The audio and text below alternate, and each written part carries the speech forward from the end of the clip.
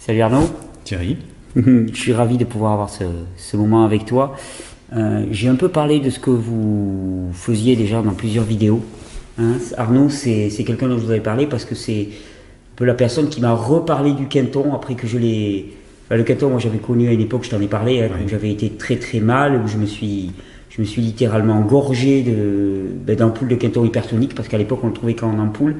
Et ma question, ça a toujours été, quand est-ce qu'on va le trouver enfin sous un autre format que des ampoules à un prix exorbitant? Et puis un jour, il y a quelqu'un qui a dit, moi je connais. Donc c'est toi et qui diffuse donc du Quinton après avoir étudié avec le professeur Soriano en Espagne. Donc est-ce que tu pourrais nous en dire un peu plus? Alors, le grand-père du professeur Soriano a vécu avec René Quinton, l'a côtoyé. D'accord. Quand on était en Espagne, durant notre formation, on en a beaucoup parlé parce que c'est un support de retour à la santé qui est quand même important. Surtout l'histoire qui est liée au Quinton dans le début de ce siècle. Ouais, le Quinton, c'est l'eau de mer, pour ceux qui ne connaissent pas. C'est de l'eau de mer simplement qui est prélevée dans un endroit où on est sûr de sa non-pollution. Alors, René Quinton avait défini des points bien précis sur la Terre. Avec des vortex, je crois. Voilà, à une trentaine de mètres de profondeur, avec des vortex. Donc il y a les énergies telluriques qui sont très présentes.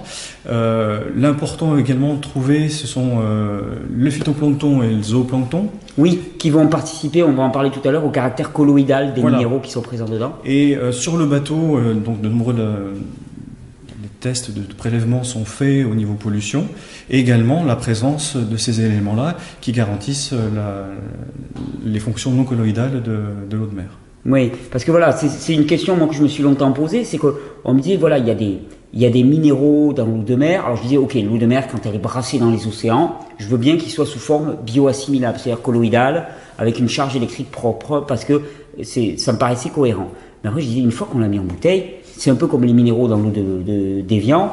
Au bout de quelques mois, il n'y a plus rien, c'est plus possible. Et pourtant, le sérum de Quinton, ce qu'on appelle le sérum de Quinton, c'est-à-dire l'eau de Quinton, avait des actions. Physiologiquement parlant, j'ai été le premier à en témoigner, et puis on l'a vu. Donc j'arrivais pas à comprendre comment les minéraux pouvaient rester biodisponibles. Et en fait l'explication... C'est ça, c'est le phytoplancton qui continue à vivre. Alors une fois qu'il est pompé sur le bateau, l'eau de mer est passée au filtre à 0,22 microns. D'accord. Ce qui est considéré, je dirais, comme une notion stérilisante, ce filtre stérilise. Mais néanmoins, malgré ce passage au filtre, le phytoplancton est toujours présent dans l'eau de mer. D'ailleurs, si on prend une bouteille que l'on vend qui n'est pas passée au rayon gamma... Oui, les tiennes ne sont pas passées au rayon, elles ne sont pas ionisées. Voilà, c'est ça.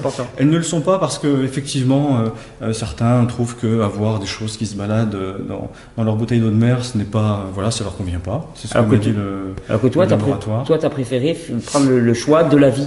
Tout à fait. Ouais, c'est le principe. Donc voilà, elles ne sont pas ionisées, donc il y a le phytoplancton, et ce phytoplancton finalement utilise ces minéraux et dans une boucle continue les transforme comme la plante transforme les minéraux du sol et les rend biodisponibles. De toute façon, si on laisse l'eau de mer 15 jours, 3 semaines un petit peu à l'air, on verra apparaître des algues qui... J'ai testé sur tes bouteilles, j'ai confié. Je l'avais oublié un petit peu au fond d'une bouteille dans le bureau et effectivement il y avait toujours de la vie dedans. Ah, il y avait de la vie, ouais, j'ai vu, ça grouillait les bouteilles. En fait c'est toujours comme ça, je pense qu'il faut faire ses propres tests, il faut faire ses propres choix. On veut voir si le produit est vivant, tout comme nous, pour certaines personnes, on leur donne des astuces pour voir si un produit est vivant. Là, le meilleur choix c'est que la vie se développe. Alors, soyons clairs, ça sert à quoi de sucer de l'eau de mer? Alors, il faut bien comprendre une chose. Au niveau structure interne, l'eau de mer contient l'ensemble des éléments des tableaux périodiques, dits tableaux de Mendeleïev. Donc l'ensemble des éléments physiques présents sur Terre. Tout à fait. Même les métaux rares, les choses comme ça? Oui, tout y est. D'accord. Et chose intéressante, c'est que René Quinton a démontré que notre sang, quant à lui, a lui aussi l'ensemble de ces éléments dans son sang. D'accord. Le chose le plus intéressant, c'est que les proportions de ces éléments sont quasiment à notre sens, c'est pour ça qu'on dit isotonique. D'accord. Donc dans l'eau de mer, on trouve exactement en proportion égale, pratiquement égale, tous les éléments qu'il faut. Il y a un équilibre complet, d'accord. Voilà. D'accord. extraordinaire. Mais par contre, ce que toi tu proposes, c'est de l'hypertonique. Alors c'est quoi la différence hypertonique isotonique? Alors l'hypertonique, c'est donc de l'eau de mer brute. Telle qu'elle actuellement. Elle est pompée, elle est filtrée, elle est analysée, elle est brute. Pourquoi on ne vend pas de l'isotonie? Alors, quelle est la différence? L'hypertonique est à un teneur de salinité de 30 pour 1000, qui est voilà, la proportion de ce qu'il y a dans la mer au niveau du sodium. Et l'isotonie, quant à lui, c'est de l'eau de mer ramenée, comment dirais-je, ramenée à la même teneur de sel que le sang. Ouais, d'accord. Donc on la ramène, on la divise par 3, c'est ça? Alors, de mémoire. Un tiers d'eau de mer, oui, plus 2 tiers d'eau de source, fait un volume d'eau de mer isotonique. D'accord, donc tu le proposes sous forme hypertonique et après chacun se fait son mélange. Acheter de l'eau, une fortune, je trouve que c'est... voilà. Oui, donc si on te vendait 1 litre d'isotonie, en fait, il y aurait un tiers d'eau de mer. Il y aurait 30 centilitres d'eau de mer et puis 60 centilitres d'eau plate, quoi. Bah, il faut redonner le pouvoir aux gens, c'est-à-dire que c'est accessible, il suffit d'avoir une balance et puis les gens peuvent se le faire eux-mêmes. Oui, d'ailleurs, ça a été la différence. Et moi, quand je t'ai rencontré, ce qui m'a déjà intéressé, c'est quand tu m'as dit, oui, nous on le vend au litre et on le vend pas en petite ampoule à un prix exorbitant, parce que moi, je t'ai raconté là tout à l'heure, mais quand j'ai eu recours vraiment de façon massive à l'eau de Quinton, c'est quand j'étais en dénutrition très très sévère, avec problème d'arythmie cardiaque, enfin voilà, j'étais au bout du rouleau, épuisé de chez épuisé. Et littéralement, je tétais les ampoules et je t'ai dit, j'en avalais à peu près 3 boîtes par jour. Quand tu calcules qu'une boîte, ça vaut un peu plus de 20 €, tu imagines le budget que ça a pu représenter. Alors, c'était une question de vie ou de mort, donc bon, voilà, on passe dessus. Priorité là, mais quand même, voilà, c'est un scandale, quoi, parce que ça représentait 300 millilitres d'hypertonique. Chaque boîte. Chaque boîte, oui, donc ça représentait 1 litre d'hypertonique. Voilà, d'accord. Mais 1 litre d'hypertonique, bon, chez toi, ça vaut pas, ça vaut le prix d'une boîte, pratiquement. Voilà, c'est ça. Ouais, donc c'est complètement différent. Bah, disons que, bon, nous, on donne accès, on n'est pas dans le commerce, hein, on travaille avec les gens. Il faut que la santé soit accessible. Oui, et puis ça, avant, c'était disponible dans les pharmacies. Hein. Jusqu'en 83, c'était disponible dans les pharmacies. Oui, puisque c'était un produit pharmaceutique, c'était un produit médical, et en 83, il est sorti justement du spectre du médicament, et rentré dans la gamme des compléments alimentaires. Enfin voilà, et donc, de l'eau. Et donc, ça a été les marchands du temple qui s'en sont emparés, qui ont les grands laboratoires s'y sont mêlés. Ouais, alors que jusqu'en 83, c'était disponible, c'était reconnu comme une médecine normale. Tout à fait. Et ce que je dis toujours aussi, c'est que l'eau de Quinton, dont tu as parlé de l'affinité avec le sang, le quasi caractère mimétique avec le sang, quand elle est ramenée à l'isotonie, l'armée française, par exemple, l'utilise très régulièrement pour les transfusions et ainsi de suite. Oui, et puis il y a d'autres pays, la majorité des pays européens l'utilisent. Parce que c'est beaucoup plus facile à transférer que du sang. Parce que c'est beaucoup plus stable, c'est beaucoup plus conservable. Oui, et puis il y a aussi une notion commerciale. Il faut comprendre aujourd'hui que, voilà, on connaît tous le PO, qui est un produit, qui est une hormone, enfin, qui est une hormone de synthèse, qui est l'érythropoïétine, qui permet de refaire monter les indicateurs du sang. Oui, en stimulant la production de globules rouges par la moelle. Chaque injection coûte environ 7 000 €. De PO? Oui. Alors que les gens, en fait, c'est parce que les gens ont les reins flingués et qu'ils ne produisent pas assez de PO, parce que le PO, elle est produite naturellement par les reins. On leur envoie effectivement de l'EPO, on relève tous les indicateurs du sang, que ce soit les globules blancs ou les plaquettes, donc des fois il y a des effets de bord qui sont pas contrôlés, alors qu'en fait, avec de l'eau de mer accessible au niveau prix, on arrive effectivement au même résultat, mais c'est le corps qui gère ses proportions et ses quantités. Et oui, c'est la grosse différence. C'est-à-dire que on donne un matériau avec lequel le corps va pouvoir faire son travail. On est toujours dans une approche. C'est pour ça que je le défends, et je le défends bec et ongle actuellement, parce que parfois il y a des personnes qui me reprochent, me disent, oula, Thierry, il est en train de tomber dans la naturopathie, avec le complément par-ci, les plantes par-là. Je me dis, il faut sortir aussi d'une forme d'idéalisme dans lequel finalement simplement avec des fruits et des légumes on va s'en sortir. Il y a des organismes qui sont tellement épuisés, tellement déséquilibrés par rapport... quelque part, le Créateur nous a permis de revenir à l'état d'équilibre, mais si on ne dévie pas trop, et si on dévie trop, qu'est-ce qu'on fait? On laisse la personne mourir ou on lui donne un supplément qui va permettre de la redémarrer. L'intérêt de cette approche-là, c'est que c'est pas un traitement qu'on applique au corps, c'est qu'on lui donne du matériau et il en fait ce qu'il veut. C'est-à-dire qu'on le laisse encore libre de l'utiliser à sa vitesse et à son rythme. Et c'est vrai que des fois des personnes nous demandent, bon voilà, il y a un problème, il il y a une douleur. Alors déjà, dans combien de temps ça va être résolu? Classique. Voilà, bon, ben voilà, c'est normal, ça les titille, ça leur fait mal.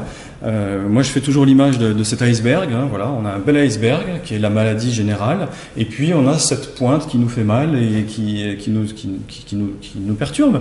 Et le corps, dans son intelligence et dans son optique de régénération et d'auto-guérison en interne, va gérer ses propres priorités. Donc des fois, des personnes, effectivement, le bobo là a été important et le corps a priorisé son action là-dessus. Et puis après a fait un autre travail de fond.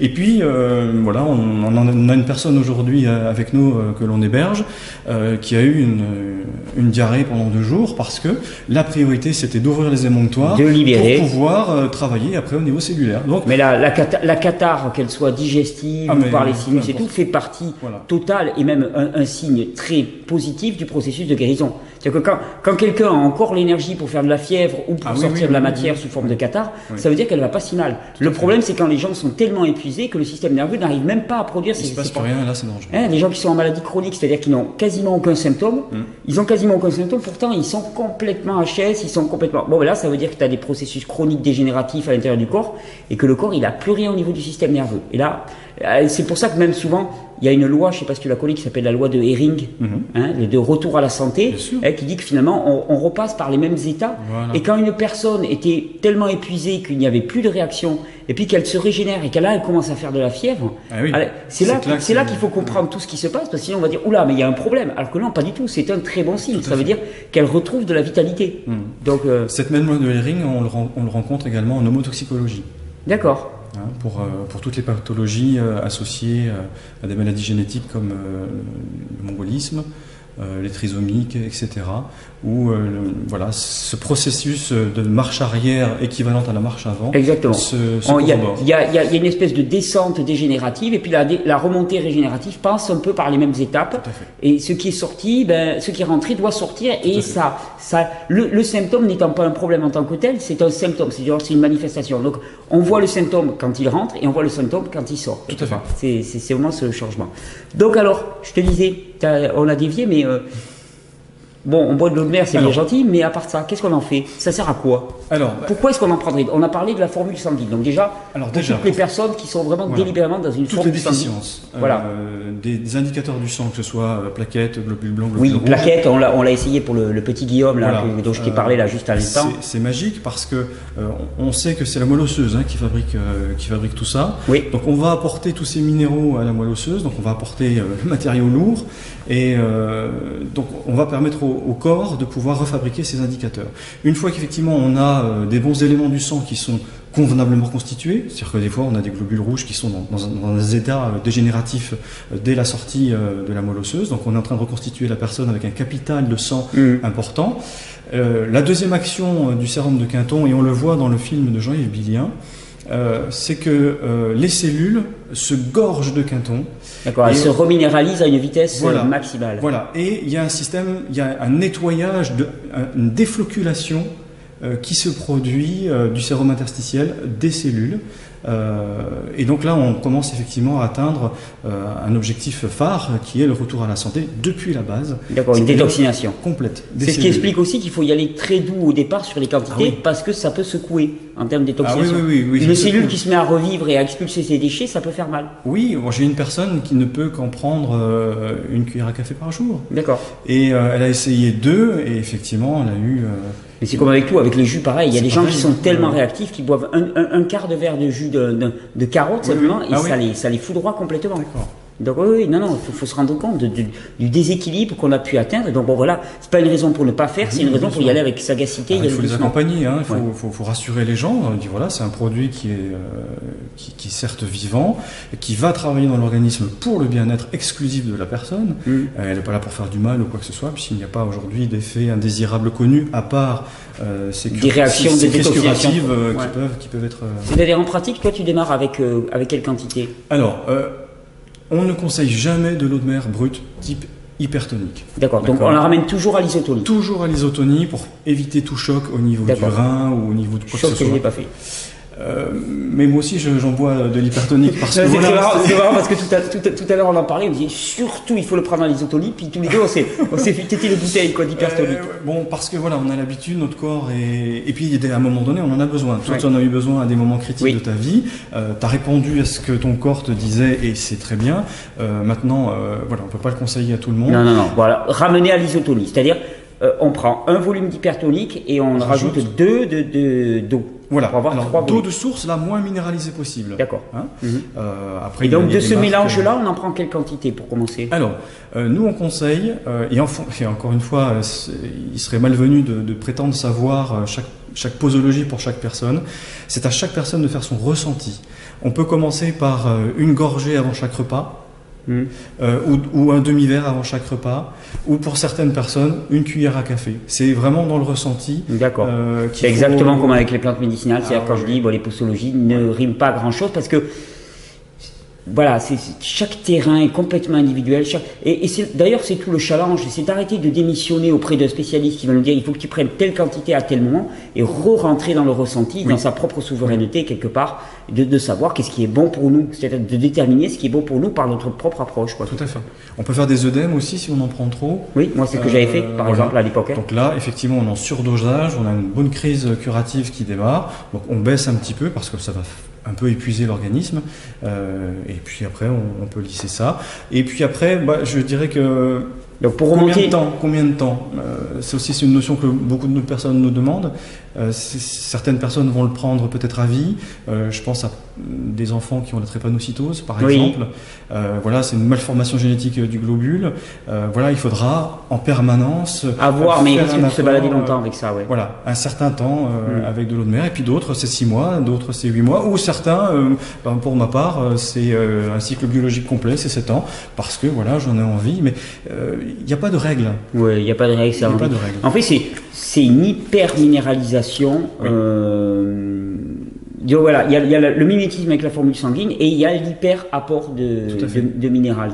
Il y a les deux plans. Il y a à la fois la reminéralisation et puis d'un autre côté, on a vu des cancers disparaître parce que on a ce nettoyage cellulaire qui se fait en fond. Etc. Oui, et ça participe avec les jus, avec les plantes, avec tout ça. C'est vraiment un auxiliaire. Alors bon, on a dit donc détoxination et tout. Je sais qu'il y a une utilisation qui est vraiment très intéressante aussi. C'est pour les cartilages, pour les atteintes osseuses, les discopathies, les choses comme ça. Est-ce que tu veux nous en parler parce que ça a été assez connu pour ça. Docteur Lépineuse, qui n'est plus en activité aujourd'hui, l'a beaucoup utilisé en injection donc sous-cutanée avec une pieuvre 8 ou 12 aiguilles. Donc les disques, que ce soit pour les genoux ou pour les disques intervertébraux. Donc une pieuvre, donc un tuyau qui se répartit en 8 ou 12 petites aiguilles pour le répartir. Pour répartir convenablement autour de l'élément qui est déficient. Alors que ce soit un genou, donc on peut mettre 4 aiguilles d'un côté, 4 aiguilles de l'autre. Et on va donc faire des apports nutritionnels ou minéraux directement dans l'os. Puisque c'est l'os qui fabrique le cartilage. Donc là, c'est vrai, on est en mode remède total. Oui. Ah oui, mais voilà, on sauve un cartilage, on sauve un genou, on sauve un dos, on sauve... D'ailleurs, l'intérêt, là on en parlait tout à l'heure, l'intérêt de l'injecter, c'était le paradoxe dans lequel on se retrouvait tout à l'heure. On dit que souvent les gens les plus faibles sont ceux qui ont une barrière intestinale en plus mauvais état. Donc quelque part, qui ont du mal à tirer profit de leur alimentation. Et quelque part, en l'injectant, même si c'est pas très glamour et très tentant a priori, mais ça peut être pour certaines personnes vraiment une solution pour les tirer d'affaire. Tout à fait. Oui. Voilà. Là, on rentre vraiment dans le remède, mais pour des personnes qui ont tellement dévié de l'état d'équilibre que c'est soit un remède entre guillemets artificiel comme ça, ou la mort de toute façon. Oui, le sang est tellement acide que il faut casser. Alors ça peut être couplé. L'injection peut être couplée par une prise de Quinton, pour descendre l'acidité du sang, pour arrêter qu'on attaque le genou, mais effectivement, on peut refaire du cartilage. On peut refaire du cartilage, donc pour toutes les inflammations des disques, lombaires et ainsi de suite. Voilà. Très Alors, efficace. le professeur Soriano a un protocole au niveau du dos. Oui. Donc, pour ceux qui veulent, peuvent venir nous voir. Oui, je mettrai tes coordonnées. Une séquence avec des ampoules à 250 millilitres, une séquence avec 500 millilitres. Waouh.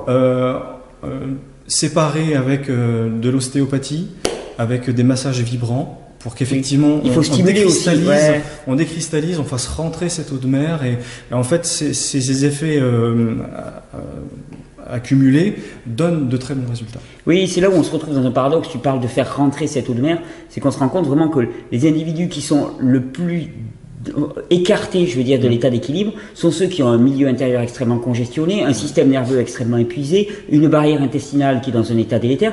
Donc, cela, ça va être très dur de leur faire rentrer des aliments nutritionnels dans la cellule, parce que la cellule est déjà tellement encombrée, le milieu interstitiel est déjà tellement encombré, le système immunitaire et immunatif est déjà tellement épuisé, que finalement, c'est là où il y a un vrai challenge avec ces gens-là. Oui. Et c'est là, effectivement, où des approches un peu plus volontaristes vont porter leurs fruits. Ou alors, on laisse la sélection naturelle et ainsi de suite. Mais bon, voilà, c'est pas le propos ici. On peut choisir aussi de se laisser mourir, mais je sais qu'il y a beaucoup de gens qui préfèrent une autre option. C'est clair. Voilà. Et puis l'avantage, par exemple, des injections dans le dos, puisqu'on sait qu'effectivement, il y a les problèmes de dos, de sciatique, sont l'irradiation des toxines intestinales vers le système nerveux. Eh bien, en apportant du quinton dans cette zone-là, on va aussi aider. Puisque des fois, on sait que les gens, des fois, sentent le quinton aller là où il a envie, dans le corps. Donc, on fait une injection dans un endroit et l'eau de mer va dans l'endroit où il a besoin. Les minéraux. De toute façon, il se propage. Hein. Le corps, là où il y a un besoin, de toute façon, il va te pomper dans les os au niveau par exemple, de l'os du bassin, par exemple, pour aller rencontrer une acidose qui va se passer à ce niveau-là. Tout à fait. Ça s'équilibre complètement. Ça se propage là où ça veut, et puis ça va aider aussi le tube digestif à se reconstruire, à se désacidifier et à arrêter cette perméabilité qu'a le tube digestif. Oui, il va de soi que tout ça, c'est un remède ponctuel, donc il y a aussi une visée de terrain, et qu'il y a aussi des tas de réformes à faire sur le corps, parce que sinon, de toute façon, on va avoir une rémission temporaire, et puis ça va revenir aussi sec. L'intérêt là, c'est que ça permet de répondre à des situations d'urgence. Oui. Et puis quand même, ce qui me fait quand même avoir beaucoup que j'apprécie beaucoup l'eau de mer comme ça, c'est que ça ne fait pas que répondre de manière urgente. Ça corrige, ça apporte une correction sur le terrain. Pour moi, si on joue à l'inverse, si on ne change rien à sa façon de s'alimenter et de vivre, ça suffira pas, mais ça agit quand même déjà sur le terrain, en reminéralisant. En reminéralisant. C'est pas qu'un remède, c'est aussi une action de terrain, donc c'est les deux. C'est de l'urgence et du terrain. Bien d'accord. Donc voilà, les produits se présentent sous quoi? Sous forme de bouteille, là, c'est. Alors, sous forme de bouteille d'1 litre. Ouais. Donc c'est BioAquacel du Centre des sciences biologiques de la santé. Ouais, le CSBS, je mettrai les coordonnées. Donc sous forme d'1 litre, on l'a en 500 ml, mais le litre économiquement est plus abordable. On a donc en injectable. Ah, du 500 ml en injectable. Donc là, on a du 500 ml en injectable. Donc en injectable, il est déjà ramené à l'isotonie. Oui. En plus, il a été fait donc en chambre stérile parce qu'il répond aux normes pharmaceutiques, celui-ci, d'accord. Donc c'est un laboratoire qui nous le conditionne. Donc on l'a en 500. On l'a effectivement j'ai pas mis l'étiquette, mais au format 100 ml. D'accord. Pour les injections sous-cutanées, par exemple. Sous-cutanées. Voilà, qu'on peut faire, si vaudrait mieux soit une infirmière ou quelqu'un, ou si quelqu'un a envie de le faire, je sais faut le sentir, se le font tout seul. Oui. D'accord. Donc voilà. Et puis on a également. Ah oui, ce que tu m'as montré tout à l'heure. Ce qui arrive aussi, c'est le spray nasal. Alors comme c'est un sérum, donc tout sérum FI peut être remplacé par de l'eau de mer. Nettoyage des yeux, donc certains nettoient le cristallin avec de l'eau de mer, puisqu'il va aller purifier en fait tout le système lacrymal, etc. Ça va aller nettoyer le tout.